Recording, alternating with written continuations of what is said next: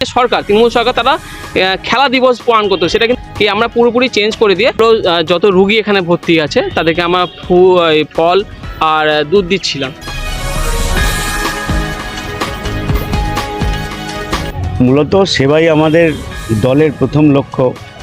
তো আমাদের একটা উপলক্ষ্য ছিল, সেটা হচ্ছে ৮০তম স্বাধীনতা দিবস।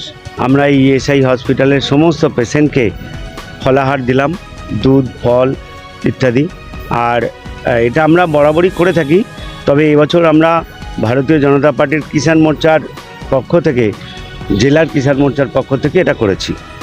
আমরা মহেশতলা বিধানসভা ৫ নম্বর মণ্ডল কিষাণ মোর্চা থেকে আমরা এখানে একটা অনুষ্ঠানের আয়োজন করেছিলাম।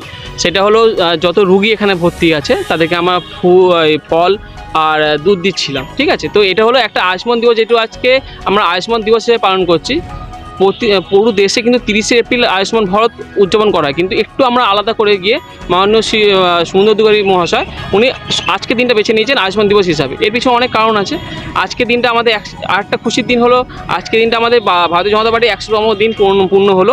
এছাড়া আজকের দিনটা কিন্তু আগের যে সরকার তৃণমূল সরকার তারা খেলা দিবস পালন করতো, সেটা কিন্তু একটা গ্রেট ক্যালকাটা কিলিংস বলে একটা ছিল, সেই দিনটাই কিন্তু ওটা ওরা খেলা দিবস হিসেবে পালন করতো। সেটাকে আমরা পুরোপুরি চেঞ্জ করে দিয়ে আজকে আমরা রুগীদের জন্য ফল দিয়েছি, দুধ দিয়েছি আর সবার শেষে বিক্ষোভন করেছি। এছাড়া আমাদের সাথে অনেক কেউ আজকে অতিথি ছিল, আর আমাদের সবার প্রিয় আমাদের নীলকমল চক্রবর্তী দাদা, আমাদের জেলার কিষাণ মোর্চা জেলার আমাদের সহসভাপতি, ওনার অনুপ্রেরণাতে আমরা এই প্রোগ্রামগুলো করছি।